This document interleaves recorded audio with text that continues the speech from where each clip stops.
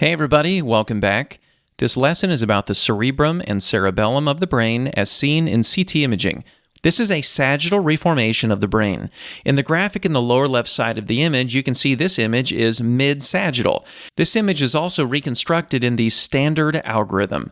The algorithm has a smoothing effect on the image, which is very useful when imaging the soft tissues of the brain.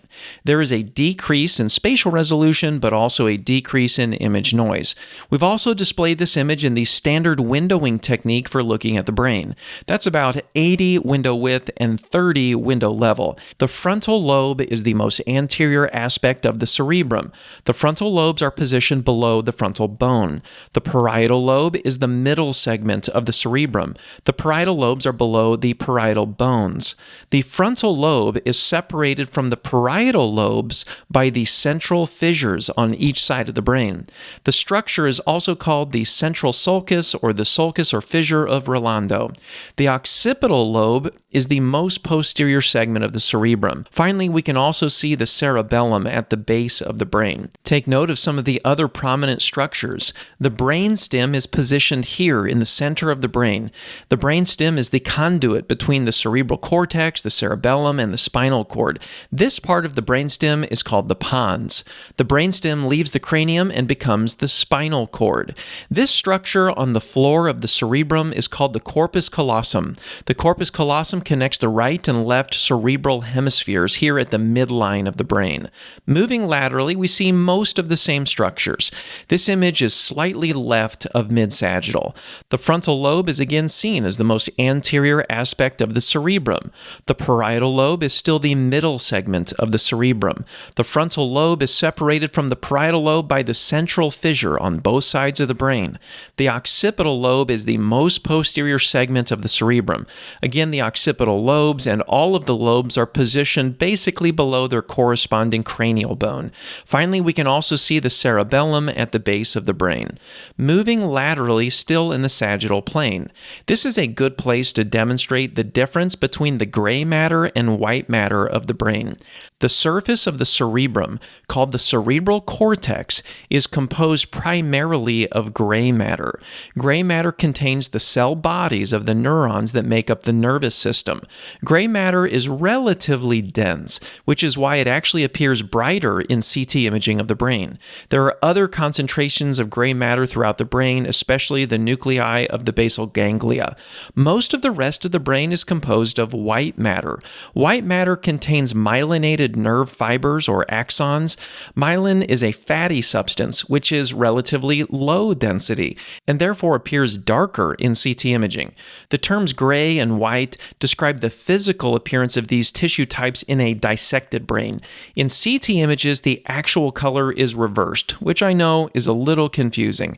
Gray matter appears bright because it's higher density, and white matter appears darker because it's lower density.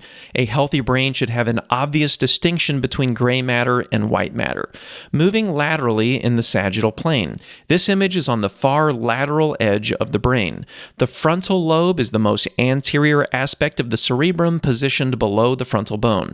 Next is the parietal lobe in the middle segment of the cerebrum. Then the occipital lobe is again the most posterior segment of the cerebrum. We can also see the cerebellum at the base of the brain.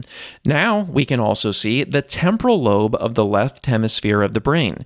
We can also see the lateral fissure, also called the lateral sulcus or the Sylvian fissure.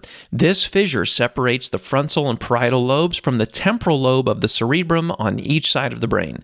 In the next image, we'll look at the brain in the axial plane. This is an axial reconstruction of the brain at the vertex or top of the cranium. This axial view shows us a structure we haven't seen yet. This is the longitudinal fissure. This is the fissure that separates the entire cerebrum into right and left halves, or right and left hemispheres. Located within this fissure is the falx cerebri, that's a fold of dura mater, and the superior superior sagittal sinus, a major vein in the brain that will be discussed in other videos. We can also see the frontal lobe as well as the parietal lobe separated by the central fissure. Remember, the gyri on each side of the central fissure are also given special names.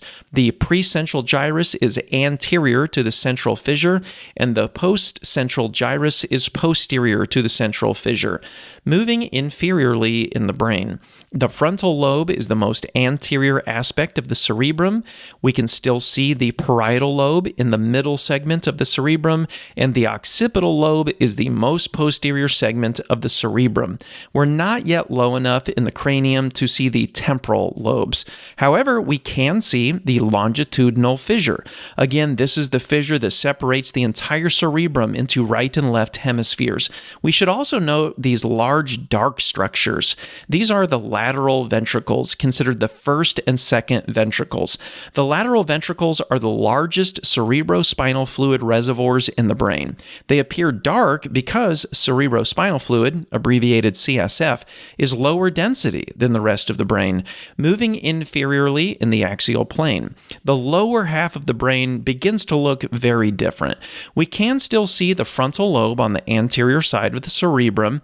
We are now below the level of the parietal lobe. Instead, we can see the temporal lobe. On the anterior edge of the temporal lobe, we can see the lateral fissure, also called the Sylvian fissure. This deep groove separates the temporal lobe from the frontal and parietal lobes. We can see the occipital lobe, the most posterior segment of the cerebrum. We can no longer see the lateral ventricles. Instead, we can see the third ventricle. Again, it appears dark because cerebrospinal fluid is lower density than the rest of the brain matter. One more axial image. This is the temporal lobe of the cerebrum, adjacent to the temporal bones of the cranium. On the posterior side of the image, we are below the level of the cerebrum, and now we can see the cerebellum. It is composed of a right and left hemisphere, which are connected medially by the vermis. The cerebellum has a unique appearance. There are numerous deep fissures that all are roughly parallel with each other. Take note of some of the other significant anatomy that we can see in this image. We can see the pituitary gland positioned within the sella turcica of the sphenoid bone.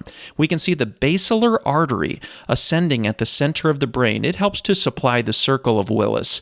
The spherical structure is part of the brainstem, called the pons. Posterior to the pons, we can see the last of the ventricles, called the fourth ventricle. Finally, a few images of the cerebrum and cerebellum in the coronal view. We're starting at the front of the cranium. We can see the frontal lobes of the cerebrum separated by the longitudinal fissure. Again, this is the principal fissure that divides the entire cerebrum into right and left hemispheres, moving posteriorly in the coronal plane. Take note of the gray matter concentrated on the surface of the cerebrum. This area is called the cerebral cortex. It appears bright because gray matter is relatively dense. The rest of the brain is mostly formed by white matter. It appears darker in CT imaging because it is relatively lower in density. At this position, we can also see the frontal lobe, and we can see the temporal lobe of the cerebrum separated by the lateral fissure, also called the Sylvian fissure. We can also see the longitudinal fissure, and we can see the first and second ventricles called the lateral ventricles, moving inferiorly in the coronal plane. At this position, we can see the parietal lobe of the cerebrum, and inferior to that, we can see the temporal lobe. We can also see the longitudinal fissure dividing the cerebrum.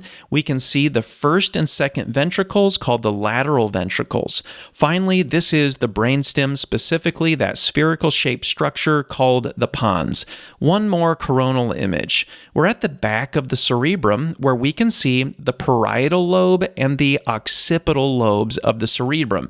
There isn't really a structural distinction between the parietal lobe and the occipital lobe. The base of the hindbrain is formed by the cerebellum. Notice again that it has two lobes lobes connected medially by way of a structure called the vermis. The cerebellum is separated from the cerebrum structurally by a fold of dura mater called the tentorium.